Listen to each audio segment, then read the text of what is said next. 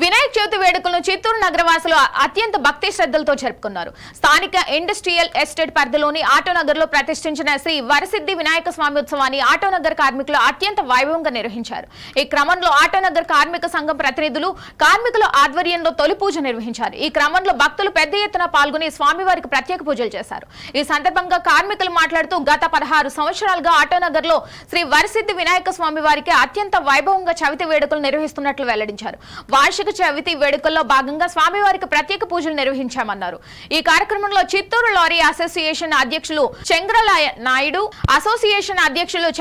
Naidu, association ప్రతినిధి కవిత సురేష్, పెద్ద ఎత్తున ఆటోనగర్ కార్మికులు పాల్గొన్నారు.